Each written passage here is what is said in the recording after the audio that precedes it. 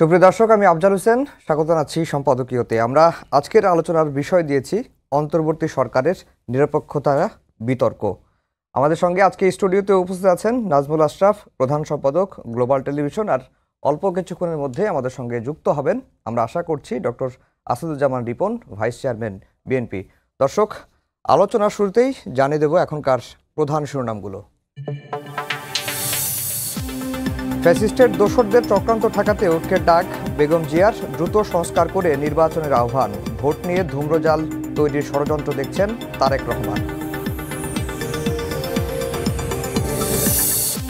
জাতীয় নাগরিক পার্টি নামে কাল আসছে নতুন রাজনৈতিক দল। শীর্ষ 5 পদে নাহিদ আক্তার, হাসনাত সার্জিস ও নাসির উদ্দিন।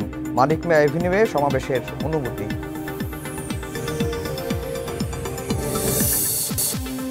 গুজব ছড়িয়ে বুদ্ধিবৃত্তিক কাজ দমিয়ে রাখার চেষ্টা করছে পতিত সরকার, বললেন প্রেস সচিব। মানুষের প্রত্যাশাকে প্রাধান্য দিয়ে দেশ গড়ার আহ্বান।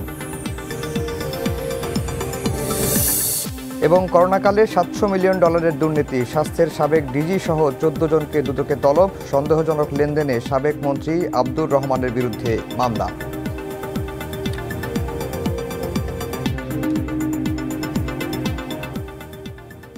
দর্শক শুনছিলেন, আমরা আজকের আলোচনার বিষয় দিয়েছি অন্তর্বর্তী সরকারের নিরপেক্ষতা বিতর্ক। আমাদের সঙ্গে একজন অতিথি এসে উপস্থিত হয়েছেন, ডক্টর আসাদুজ্জামান রিপন, হয়তো অল্প কিছুক্ষণের মধ্যেই এসে পৌঁছে যাবেন। আশরাফ ভাই, আপনাকে দিয়ে আলোচনা শুরু করি। আজকে বিএনপি 7 বছর পর বর্ধিত সভা করেছে এবং বর্ধিত সভায় বিএনপির 3 জন শীর্ষ নেতায় বেগম খালেদা জিয়া বিএনপি চেয়ারপারসন বক্তব্য দিয়েছেন, ভারপ্রাপ্ত চেয়ারম্যান তারেক রহমান বক্তব্য দিয়েছেন, বিএনপির মহাসচিব মির্জা ফখরুল ইসলাম আলমগীর বক্তব্য দিয়েছেন। তো বেগম জিয়ার যে 6 মিনিটের ভিডিও বক্তব্য, সেখানে অনেক বিষয় এসেছে। তিনি সাবলীলভাবে বক্তব্য দিয়েছেন এবং তার বক্তব্য নিয়ে সামাজিক যোগাযোগ মাধ্যমে অনেক ইতিবাচক আলোচনা হচ্ছে। তিনি হিংসা প্রতিহিংসা পরিহার করে ভালোবাসার বাংলাদেশ গড়ার আহ্বান জানিয়েছেন।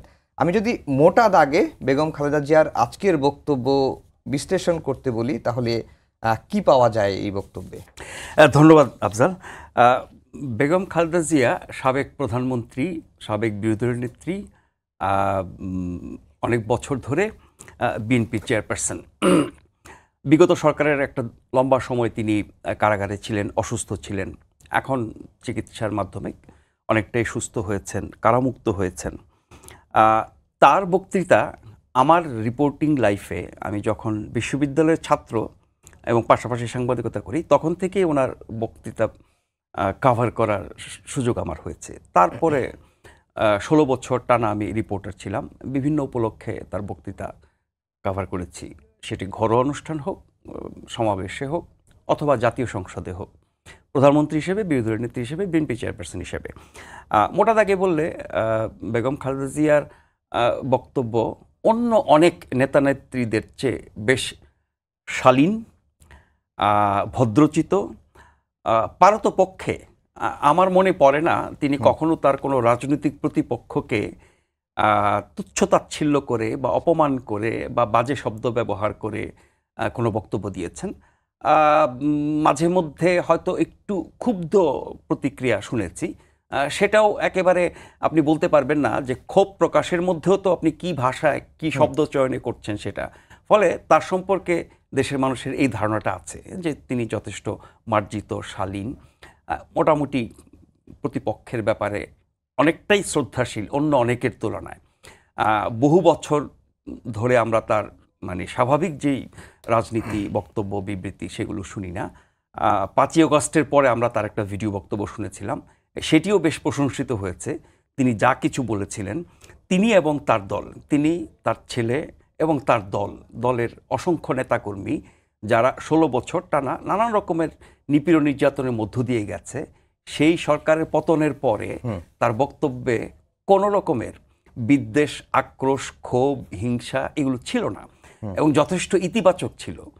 তারই ধারাবাহিকতায় আজকের মনে পড়ে আশরাফ ভাই, যে মতিউর রহমান চৌধুরী সিনিয়র সাংবাদিক, তিনি তার একটি লেখায় লিখেছিলেন যে তাকে জিজ্ঞাসা করা হয়েছিল যে শেখ হাসিনা তার উপর এত নির্যাতন করলেন, কারাগারে রাখলেন, নির্জন কারাগারে রাখলেন, তার প্রতি আপনার কোনো ক্ষোভ আছে কিনা? তখন বেগম জিয়া বলেছিলেন যে তিনি সব বিচার আল্লাহর কাছেই দেন। এগুলোই মানুষ পছন্দ করে। একজন জাতীয় নেতা, রাজনৈতিক নেতা, তার কাজকে যেমন মানুষ মূল্যায়ন করে, তার কথাকে আরও বেশি মূল্যায়ন করে। কাজের মূল্যায়ন অনেক জটিল, কঠিন, দীর্ঘ সময় ধরে তার কাজ দেখতে হয়, তার সূক্ষ্ম বিবেচনা বিশ্লেষণ করতে হয়। কথা সাথে সাথে মানুষ তার প্রতিক্রিয়া দেয়। আপনার কথা যদি ভালো হয়, আপনার ব্যবহার যদি ভালো হয়, আপনার কাজ যদি একটু খারাপও হয়, ওই কথা দিয়ে কিন্তু মানুষের মন জয় করা যায়। এখন ধরেন রাজনীতিতে জনসমর্থন, দলের সমর্থনের কথা বলছি না, দলের লোক তো সমর্থন করবেই, দলের বাইরে যারা গোটা জনগোষ্ঠী ধরে যদি বলি, বা নির্বাচনে ভোট দেওয়ার ব্যাপার যদি বলি, সেই ক্ষেত্রে কিন্তু মানুষের বক্তব্য অনেক বেশি গুরুত্বপূর্ণ। এবং এই যে বললেন যে তিনি এত নিপীড়িত, নির্যাতিত হওয়ার পরও তিনি কিন্তু খুব বাজে প্রতিক্রিয়া দিতে পারতেন, অভিশাপ দিতে পারতেন, কিন্তু সেটা তিনি করেন নাই, তিনি আল্লাহর উপর ছেড়ে দিয়েছেন। মানুষ কিন্তু এটা পছন্দ করেছে। আজকের বক্তব্য, আপনি কিছু পয়েন্টস শুরুতে বলছিলেন, সবই কিন্তু ইতিবাচক। আমি মূল পয়েন্টটাতে আসি। তিনি যে বলছেন যে ফ্যাসিস্টদের প্রত্যাবর্তন বা তাদের ষড়যন্ত্র বা অপতৎপরতা রোখার জন্য ঐক্যের ডাক, এটা খুব জরুরি। এখন ফ্যাসিস্ট সরকারের পতন হওয়ার পরে যারা আন্দোলন করেছে, ছাত্রদের নেতৃত্বে সকল রাজনৈতিক দল, রাজনৈতিক অরাজনৈতিক সব মানুষ, নানা শ্রেণী পেশার মানুষ, অতি সাধারণ মানুষ, সোজা কথা আওয়ামী লীগ এবং তার সহযোগীদের বিরুদ্ধে বাকি সবাই, দলীয় এবং নির্দলীয় সবাই এই অভ্যুত্থানে অংশ নিয়েছে, আন্দোলন করেছে, তার মাধ্যমে পতন হয়েছে। এরপরে কি সেই শক্তির, মানে আওয়ামী লীগ বিরোধী শক্তি বা ফ্যাসিবাদ বিরোধী শক্তির মধ্যে কোনো ঐক্য আছে? আমরা তো প্রতিনিয়ত বিরোধ দেখছি, এবং সেই বিরোধ কিন্তু প্রতিনিয়ত বাড়ছে, এবং সেটা আমাদের রাজনীতিতে যেটি নিয়ে সবচেয়ে বেশি হতাশা জানাই আমরা, যে কোনো সহনশীলতা নাই, পারস্পরিক শ্রদ্ধাবোধ নাই, পরমত সহিষ্ণুতা নাই। সেই বিষয়গুলো কিন্তু প্রতিনিয়ত দেখছি এই অভ্যুত্থানকারী শক্তির মধ্যে। সেটি বিএনপি, জামাত, ছাত্ররা, অন্যান্য রাজনৈতিক দল, সবাইকে মিলে যদি বলি, এই বিভেদ বিরোধগুলো বাড়ছে। সেটা একটা ঐক্য দরকার। সেই ঐক্য মানে কি সবাই মিলে আবার একসাথে হয়ে যাবে? তা তো না। অভ্যুত্থানে সবাই এক হয়েছিল, লক্ষ্য ছিল সরকারের পতন। এখন প্রত্যেকে যার যার অবস্থানে ফিরে গেছে। যারা রাজনীতি করেন, রাজনৈতিক দল, ছাত্র সংগঠন বা অন্যান্য সংগঠন, তারা যার যার কাজে ফেরত গেছেন। এর বাইরে যারা যুক্ত হয়েছিল অভ্যুত্থানে, নানা শ্রেণী পেশার মানুষ, তারা যার যার কাজে ফেরত গেছেন। ফলে যে যার জায়গা থেকে তারা কাজ করছে। কিন্তু সবার মধ্যে ঐক্য কোনটা? ঐক্য হচ্ছে যে কত দ্রুত গণতান্ত্রিক শাসন ব্যবস্থায় ফিরে যাওয়া যায়, কত দ্রুত জনগণের শাসন কায়েম করা যায়, কত দ্রুত দুর্নীতি, দুঃশাসন, অনাচার থেকে শুরু করে যা কিছু গত 16 বছর হয়েছে বলে সরকারের পতন ঘটেছে, সেগুলোর থেকে উত্তরণ ঘটিয়ে আরও ভালো শাসন, আরও ভালো গণতন্ত্র, আরও ভালো রাজনীতি এবং আরও বেশি মানুষের কল্যাণ করা যায়, সেই দিকে তো একটা ঐক্য থাকতে হবে সবার মধ্যে। কিন্তু আমরা নানা রকমের বিভেদ দেখছি, এবং সেই বিভেদগুলো কোনো কোনো ক্ষেত্রে সহিংসতায় পরিণত হচ্ছে, মারামারি কাটাকাটিতে চলে যাচ্ছে। সেই অবস্থায় ঐক্যের ডাকটা খুব গুরুত্বপূর্ণ। এই ঐক্যটা যেমন দরকার। দ্বিতীয়ত হচ্ছে নির্বাচন যত দ্রুত সময়ের মধ্যে করা যায়। আমরা জানি নির্বাচন নিয়ে রাজনৈতিক দলগুলোর মধ্যে নানা রকমের মতজট আছে। জাতীয় ঐক্য কমিশন সংস্কার প্রস্তাবগুলো নিয়ে এক দফা বৈঠক করেছে, এই আগামী মাসে আরও বৈঠক করবে, এবং আগামী 6 মাসে সংস্কারের ব্যাপারে একটা ঐক্যমতে পৌঁছাবে। ঠিক একই সাথে নির্বাচনের ব্যাপারে একটা ঐক্যমতে পৌঁছাবে। নির্বাচনটা কি ডিসেম্বরে হবে? নির্বাচনের কথা বলছেন, কিন্তু এর আগে আরেকটা বিতর্ক আছে যে জাতীয় নির্বাচন নাকি স্থানীয় নির্বাচন। আজকে ভারপ্রাপ্ত চেয়ারম্যান বলছেন যে এটি একটি ফাঁদ, এই ফাঁদে বিএনপি পা দেবে। এটি তাদের দলীয় অবস্থান। কিন্তু আমরা রাজনীতির বাইরে থেকে গণমাধ্যম কর্মী হিসেবে যদি চিন্তা করি যে আমরা একটি সরকারের পতন ঘটালাম কিসের জন্য?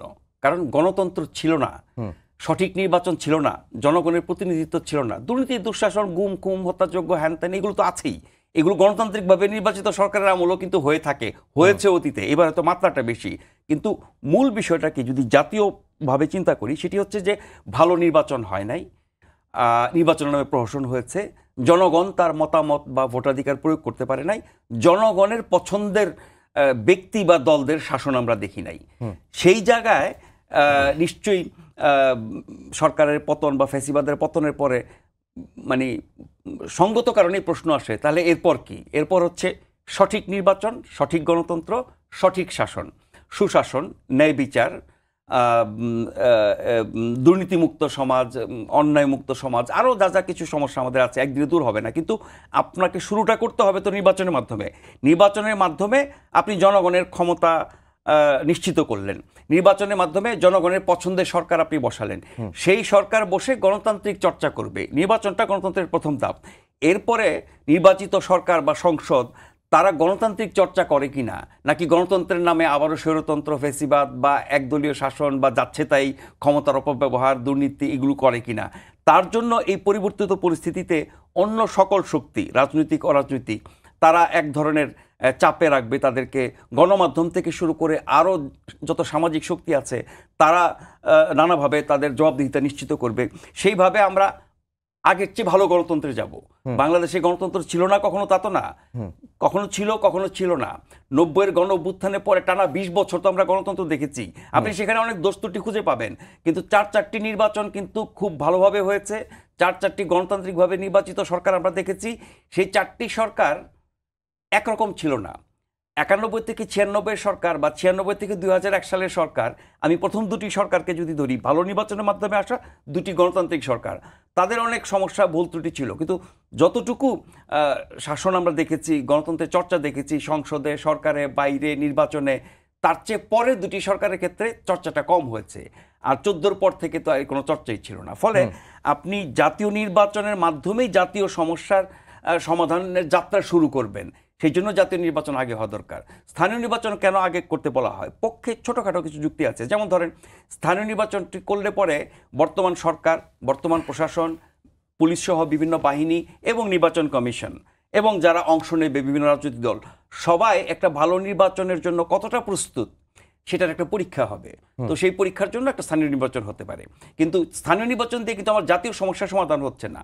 আরেকটা যুক্তি হচ্ছে যে এই সরকার এসে সকল স্থানীয় সরকার প্রতিষ্ঠানগুলো নির্বাচিত প্রতিনিধিদের বাদ দিয়ে দিয়েছে। ফলে এখন কোথাও নির্বাচিত প্রতিনিধি নাই, প্রশাসক দিয়ে কাজ চলছে। প্রশাসক তো আর জনপ্রতিনিধির কাজ করতে পারে না। ফলে স্থানীয় সরকারের মাধ্যমে যে কাজগুলো হয় এবং তার মাধ্যমে জনগণ যে সেবাগুলো পায় সেগুলো ব্যাহত হচ্ছে। সে কারণে দ্রুত স্থানীয় নির্বাচন দরকার। এই দুটি হচ্ছে স্থানীয় সরকার আগে হওয়ার পেছনে যুক্তি। আর উদ্দেশ্য যেটি বলা হয় সেটি হচ্ছে, যারা নতুন রাজনৈতিক দল করতে যাচ্ছেন, যাদের শক্তি তুলনামূলক কম বা যারা ভাবছেন তাদের শক্তি আগের চেয়ে বেড়েছে, তারা একটা পরীক্ষা করে স্থানীয় পর্যায়ে, তৃণমূল পর্যায়ে নিজের ভিত্তি তৈরি করতে চান। তার উপরে দাঁড়িয়ে আস্তে আস্তে তারা উপরের দিকে যেতে চান, সেই কারণে তারা এটা চান। আরেকটা মতলবের কথা বলা হয়, স্থানীয় নির্বাচনের কথা বলে জাতীয় নির্বাচনকে আরও পিছিয়ে দিয়ে আরও অনিশ্চয়তার দিকে যাওয়া। এখন যে পরিস্থিতি সারা বাংলাদেশে আছে, সেটি আইন শৃঙ্খলা পরিস্থিতি থেকে শুরু করে রাজনৈতিক পরিস্থিতি, অর্থনৈতিক পরিস্থিতি, সামাজিক পরিস্থিতি, সাংস্কৃতিক পরিস্থিতি, কোনোটাই তো স্বাভাবিক না, প্রতিটাই উদ্বেগজনক। এটি জাতীয়ভাবে সবাই বলছে, রাজনৈতিক দল বলছে, সবশেষ আমরা সেনাপ্রধানের বক্তব্য শুনছি। ফলে এটা কোনো স্বাভাবিক অবস্থা হতে পারে না। এই অবস্থার উত্তরণ ঘটনার জন্য নির্বাচন এবং নির্বাচিত সরকার দরকার। ফলে আপনি যখন বলবেন জাতীয় নির্বাচন আরো পরে বা পেছনে হোক, তার মানে এই বাস্তবতা এবং পরিস্থিতিটাকে আপনি আরো ধরে রাখতে চান। সেটি কি দেশের জন্য, মানুষের জন্য মঙ্গল? কিন্তু আশরাফ ভাই, এই বিএনপি, আওয়ামী লীগ দশকের পর দশক তো ক্ষমতায় ছিল, কিন্তু রাজনীতিতে খুব একটা গুণগত পরিবর্তন হয় নাই। এখন যদি সংস্কার করে নির্বাচনটা হয় এবং কিছুটা জাতীয় নির্বাচন দেরিও হয়, তাতে সমস্যা কোথায়? বিএনপি এই বছরেই মধ্যেই কেন নির্বাচন চাচ্ছে? যদি এই বছরের মধ্যে নির্বাচন না হয়, তাহলে কি বিএনপি কোনো ঝামেলা বা কোনো কিছু পড়ার আশঙ্কা? সেটি বিএনপি ভালো জবাব দিতে পারবে, এটি আসলে নিশ্চয়ই বলবেন। আমরা যেটা বুঝি বাইরে থেকে, যে এখন বিএনপির যে বাস্তবতায় আছে, এখন দেশের যে বাস্তবতা, বিএনপি 18 বছর ক্ষমতার বাইরে এবং 16 বছর তারা সবচেয়ে বেশি নির্যাতিত দল। ফলে তাদের যে ঐক্য, নেতাকর্মীদের অবস্থান, এবং এরই মধ্যে আগের সরকার পতনের পরে বিভিন্ন পর্যায়ে বিএনপির লোকজন যে নানান রকমের অপরাধে যুক্ত হয়ে যাচ্ছে, দখল, চাঁদাবাজি, উমুক তুমুক, সেগুলোর ব্যাপারে তারা ব্যবস্থাও নিচ্ছে। আগে এই হারে ব্যবস্থা নিতে দেখি নাই, এত গুরুত্ব দিতে দেখি নাই। এখন সেটা হয়েছে, মামলা পর্যন্ত করেছে, বহিষ্কার করেছে। সেই জায়গায় যত দেরি হবে বিএনপির এই ধরনের সংকটগুলো হয়তো আরো বাড়বে। আচ্ছা, আর দ্বিতীয়ত হচ্ছে, পরিস্থিতি যত বেশি খারাপ হবে, যারা নির্বাচিত হবে, সরকার আসবে, তাদের জন্য সেই পরিস্থিতি সামাল দেওয়া আরও বেশি চ্যালেঞ্জিং হবে। গত 7 মাসের সমস্যা, এর পেছনে 16 বছরের একটা সমস্যা তো আছে, কিন্তু গত 7 মাসে যে সমস্যাগুলো তৈরি হচ্ছে, সেটি যত বেশি দীর্ঘায়িত হবে, তত বেশি পরের সরকারের জন্য চ্যালেঞ্জটা বেড়ে যাবে। সেটি একটি কারণ হতে পারে। আর ওই যে বললাম যে আমি যদি জাতীয় স্বার্থে চিন্তা করি, ওপর থেকে সব কিছু দেখি, তাহলে জাতীয় নির্বাচনের বিকল্প নাই। এটা বিএনপি না বললেও আমরা বাইরে থেকে এটা বুঝি। এখন বিএনপি বিলম্বিত করার পেছনে একটা কারণ বললাম যে দলের ঐক্য ধরে রাখা, অপরাধ প্রবণতা, পরিস্থিতি আরও বেশি খারাপ হওয়া, এবং বিপরীতে একটা নতুন রাজনৈতিক শক্তি আসছে যার সাথে সরকারের সংশ্লিষ্টতা প্রকাশ্যে অপ্রকাশ্যে নানাভাবে আছে, সরকারের ব্লেসিংস আছে, সমর্থন আছে, এবং সরকার প্রধান যে দলের পক্ষে প্রকাশ্যে কথা বলেন দল হওয়ার আগেই, সেই দলটির ব্যাপারে সরকার প্রধান তো শুরুতেই এসে বলেছেন যে ছাত্ররা তাকে ক্ষমতায় বসিয়েছে, তাহলে ওখান থেকে শুরু। ছাত্ররা ওনাকে চাকরি দিয়েছেন, ফলে ছাত্রদের কথায় তিনি কিছুদিন উঠবস করেছেন শুরুর দিকে, তারা যা চেয়েছে তাই হয়েছে, হুমকি দিলেই মেনে নেওয়া হয়েছে দাবি। কিন্তু এরপর থেকে আমরা দেখছি যে বিএনপি সহ আরও কিছু রাজনৈতিক দলের চাপে পড়ে যা খুশি চাইছে সেটা তারা মানে নাই, পূরণ করে নাই। এখন পর্যন্ত এই সরকার নতুন রাজনৈতিক দলের সমর্থক বা পক্ষে আছে বা শুভাকাঙ্ক্ষী বা মানে নানানভাবে সমর্থন, সাহায্য, সহযোগিতা করছে, এটা তো মানে প্রমাণিত। সেই দলটি সরকারের আশীর্বাদে, প্রশাসনের সহযোগিতায়, আরও ক্ষমতাবানদের সমর্থনে হৃষ্টপুষ্ট হয়ে বিএনপির জন্য বড় হুমকি হয় কিনা সেটাও হয়তো তারা ভেবে থাকতে পারেন। ফলে বহুবিধ কারণ আছে। এই কারণে কি সরকারের নিরপেক্ষতা নিয়ে বিএনপি প্রশ্ন? না, অবশ্যই। এই যে বললাম যে প্রধান উপদেষ্টা যিনি সরকার প্রধান, তার অবস্থান যখন একটি দলের পক্ষে, তাহলে তার অধীনে যখন নির্বাচন হবে সকল দল অংশ নেবে, তখন সকল দলের প্রতি তার মনোভাব, তার সমর্থন, তার ভালোবাসা, তার শুভেচ্ছা, শুভকামনা তো একরকম থাকবে না। তাহলে যেই সরকার প্রধান একটি পক্ষ বা দলের ব্যাপারে অনেক বেশি কি বলবো সফট সমর্থক বা শুভাকাঙ্ক্ষী বা সাফল্য চান, প্রকাশ্যেও বলেন, ফলে অন্যান্য দলগুলোর প্রতি তো তিনি একই আচরণ করতে পারবেন না। যেমন তিনি সাংবিধানিকভাবেই শপথ নিয়েছেন, এবং আমরা জানি সাংবিধানিক শপথ হচ্ছে যে অনুরাগ বিরাগের বশবর্তী হইয়া কিছু করিব না। তা আপনি একটি দলের প্রতি অনুরাগী হচ্ছেন, তার মানে বাকিদের প্রতি আপনি বিরাগ হচ্ছেন, সবার প্রতি তো আপনি অনুরাগী হচ্ছেন না, ফলে নিরপেক্ষতা নিয়ে প্রশ্ন উঠতে পারে। আর এই সরকারে অন্য যারা আছেন তাদের অনেকের অনেক রকমের অবস্থান গত 7 মাসে আমরা দেখেছি। তাতে করে এই সরকার সকল দলের প্রতি সমান আচরণ করবে। নির্দলীয় নিরপেক্ষ তত্ত্বাবধায়ক সরকার যেগুলো আমরা দেখেছি অতীতে 4টি, এবং তাদের অধীনে নির্বাচনগুলি বাংলাদেশে সেরা নির্বাচন হয়েছে, এই সরকারের বৈশিষ্ট্য তো সেরকম না। আবার এই সরকার ওরকম বাস্তবতায় ক্ষমতায় আসে নাই। আগের তত্ত্বাবধায়ক সরকারগুলো কি হতো, সব দলের পরামর্শ নিয়ে তাদের দেওয়া নাম থেকে বাছাই করে একটা ব্যালেন্সড সরকার তৈরি করত। আমরা মোটা দাগে আওয়ামী এবং আওয়ামীপন্থী, বিএনপি এবং বিএনপিপন্থী, এই দুই ক্যাম্পে ভাগ হয়েছিল রাজনৈতিক জগৎটা। সেখান থেকে আসা প্রস্তাবিত নামগুলো থেকে বাছাই করে 10 সদস্যের বানাতো, এবং আমরা জানতাম যে কে কার প্রস্তাবে এসছে। মানে একটা ভারসাম্য ছিল সরকারের মধ্যে, চাইলেই কেউ এই দলের পক্ষে বা ওই দলের পক্ষে যেতে পারতো না। এবারে সরকারটি তো সেরকম না, এটা তো একতরফা, এক ধরনের, এবং সেই ধরনের নতুন দল আসছে। তার মানে হচ্ছে কি, নতুন দল এবং সরকারের অবস্থান একরকম হয়ে যাচ্ছে, ফলে অন্য দলগুলো তো এই আশঙ্কা করতেই পারে যে তারা নিরপেক্ষভাবে কাজ করবে না। রাষ্ট্রীয় বা সরকারের পৃষ্ঠপোষকতায় নতুন দল গঠনের নজির তো আমরা আগে দেখেছি। বিএনপির কথা বলা হয়, জাতীয় পার্টির কথা বলা হয়। যদি বিএনপি সেইভাবেই দল তৈরি হয়ে থাকে, তাহলে বিএনপির এখন আপত্তি করার জায়গাটা কেন? দেখেন, বিএনপি যেভাবে তৈরি হয়েছে, যেই বাস্তবতায়, যেই সময়ে, যেই রাজনৈতিক প্রেক্ষাপটে, এবারেরটা কিন্তু ঠিক একরকম না।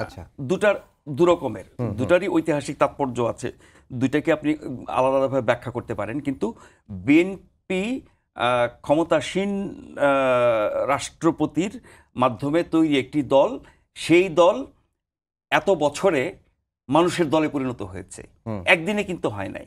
তো এত বছর ধরে রাজনীতি করে সরকারের থেকে, বিরোধী দলের থেকে সুষ্ঠু নির্বাচনে জিতে, কখনো সরকারি দলে কখনো বিরোধী দলে তারা থেকেছে। ফলে এই যে দীর্ঘ রাজনৈতিক পরিক্রমা পার হয়ে তারা যে জায়গায় এসেছে, আগামীকাল যে দলটি ঘোষণা করবে, সেই দলটি কি 6 মাস পরে বা 8 মাস পরে যদি নির্বাচন হয়, তারা কি সে পর্যায়ে যেতে পারবে? আচ্ছা, আরেকটি বিষয় যে এই কালকে তো রাজনীতির মাঠে নামছেন গণঅভ্যুত্থানের নেতৃত্ব দেয়া তরুণরা। এই যে আসন্ন দলটি বাংলাদেশের রাজনীতিতে জায়গা করে নিতে পারবে কিনা, বা এই দলের ভবিষ্যৎ কি দেখছেন, ভবিষ্যৎ বা চ্যালেঞ্জই বা কি? এটা অনেক বড় আলোচনা। আগামীকাল দলটি ঘোষণা হবে, দলের নাম, দলের শীর্ষ নেতার কথা আমরা নিশ্চিতভাবে জানি। দ্বিতীয় শীর্ষ নেতার কথাও গণমাধ্যমে এসেছে, আক্তার হোসেন হবেন, নাহিদ এটার প্রধান হবেন, আরও কারা কারা থাকবেন, এরকম নানান খবর আমরা কয়েকদিন ধরে দেখছি। সেই রাজনৈতিক দলটি আগামীকাল আত্মপ্রকাশ করবে। অভ্যুত্থানের মূল শক্তি বা নেতৃত্বের শক্তি যারা, তারা এই দলটি গঠন করছেন এবং সেই দল গঠন নিয়ে বহুদিন ধরে আলাপ আলোচনা হচ্ছে। আমরা কিছুটা আলোচনা করে ফেললাম যে এই দলের পেছনে এই সরকার বা সরকার প্রধানের ভূমিকা বা সমর্থনের জায়গাটি। নতুন দল আসার আগে আমরা স্বাধীন বাংলাদেশের 53 বছরে বহু নতুন দল আসতে দেখেছি। আপনি নাম বললেন, বিএনপি এবং জাতীয় পার্টি ছাড়া আর কোনো দল কি সেরকম অবস্থানে টিকে থাকতে পেরেছে? দীর্ঘদিন পারে নাই। এখন বিএনপি জাতীয় পার্টির জন্ম নিয়ে, ক্ষমতা থেকে দল গঠন করা নিয়ে আপনি অনেক কথা বলতে পারেন, কিন্তু তারাও কিন্তু দীর্ঘ রাজনৈতিক প্রক্রিয়ার মধ্য দিয়ে একটা জায়গায় এসে দাঁড়িয়েছে এবং তাদের নির্দিষ্ট আপনার সমর্থক আছে, কর্মী আছে, ভোটার আছে, সুষ্ঠু নির্বাচনেও তারা অনেক আসন পায়। বিএনপি তো বারবার ক্ষমতায়ও এসেছে। ফলে আমরা যদি এই 53 বছরে যত দল এসেছে গেছে, তার মধ্যে স্বাধীনতার পরপরই জাসদ সবচেয়ে বেশি প্রভাব বিস্তারকারী, আলোচিত সমালোচিত যেভাবেই বলেন না কেন, সেই দল টুকরা খণ্ড বিখণ্ড হতে হতে এখন শুধু নামে টিকে আছে। অসংখ্য খণ্ড আছে জাসদের। সেই 72-এর জাসদ থেকে আমরা যদি এই আগামীকালের নতুন দলের কথা ধরি, এর মাঝখানে শুধুমাত্র 2টি দল টিকে গেছে, জনসমর্থন পেয়ে রাজনীতিতে একটা ভালো জায়গা করে নিতে পেরেছে। আর বাকি যত দল এসেছে এবং গেছে, এদের নাম আমরা বলতে পারবো না। অনেক দল হারিয়েও গেছে, অনেক দল নাম খাওয়া অবস্থাতে আছে, অনেক দল সারা বছর টের পাওয়া যায় না, নির্বাচন আসলে পরে হঠাৎ করে আমরা তাদের অস্তিত্ব দেখতে পাই।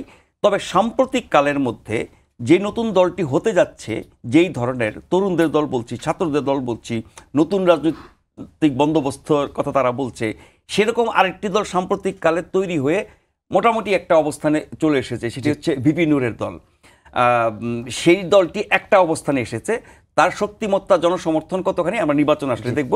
এছাড়া আপনি বলেন যে গত 10-20 বছরে বহু দল নির্বাচন আসলে তো কিংস পার্টি ছড়াছড়ি হয়, সেগুলো কোনোটাই কিন্তু টেকে না, খুঁজে পাওয়া যায় না। জি, রিপন ভাই আপনাকে স্বাগত জানাচ্ছি। আমরা একেবারে শেষ পর্যায়ে ছিলাম, আপনি এসেছেন। আজকে আমরা আলোচনা করছিলাম যে অন্তর্বর্তী সরকারের নিরপেক্ষতা বিতর্ক। তো অন্তর্বর্তী সরকারের নিরপেক্ষতায় ঘাটতি কোথায় কোথায় দেখছে বিএনপি? ধন্যবাদ আপনাকে। 1 নম্বর হচ্ছে যে আপনার নির্বাচনটা, তত্ত্বাবধায়ক সরকার তো আমরা এরশাদ সাহেবকে প্রায় 9 বছর আন্দোলনের মধ্য দিয়ে তাকে নামিয়েছিলাম, মানে এরশাদ সরকারকে। তারপর তত্ত্বাবধায়ক সরকার আসলো, ওটাও কিন্তু সংবিধানে ছিল না। ব্যবস্থা হলো 3 মাসের মধ্যে দিয়ে নির্বাচন হলো, একটা গণতান্ত্রিক ব্যবস্থায় ফিরে গেল দেশ। তারপর আমরা সেই গণতন্ত্রকে সংহত করতে পারি, সেটা ভিন্ন বিতর্ক। তো এইবার যে আপনার গণতন্ত্রে উত্তরণের জন্য যে সংস্কারের কথা বলা হচ্ছিল, আইন উপদেষ্টা সাহেব বলেছিলেন যে অর্ধেক সংস্কার 1 মাসের মধ্যেই করা সম্ভব। গাণিতিক হিসেবে আমি যদি ধরে নেই যে বাকি গুলো 4 মাস লাগবে, মানে অর্ধেক যখন 50% হয়ে গেছে যদি করেন, তাহলে এতদিন সময় লাগার কথা না। ফলে যখন সময় লাগার কথা বলছে, তখনই তো নেচলে অনেক প্রশ্ন আসে। দেশে ল অ্যান্ড অর্ডার ঠিক নাই, সেনাবাহিনী প্রধান যে কথাগুলো বললেন, কথাগুলো তো মানে উড়িয়ে দেওয়ার মতো না, যৌক্তিক কথা তো বটেই। নাম্বার 2 হচ্ছে যে ছাত্রদের একটি অংশ, আপনি সবসময় একটি বলে ছাত্রদের একটি অংশ, কারণ যেই যে আন্দোলনটা হলো, সে ছাত্র, শ্রমিক, কৃষক, জনতা, রাজনৈতিক দলগুলো সবাই সেখানে ছিল। পলিটিক্যাল পার্টি স্ট্র্যাটেজিক্যাল কারণে তারা তখন অ্যাডমিট করেন, যেহেতু হাসিনা বলছিলেন যে জামাত শিবিরে, জামাত বিএনপি জামাতের ব্যাকড আন্দোলন হচ্ছে।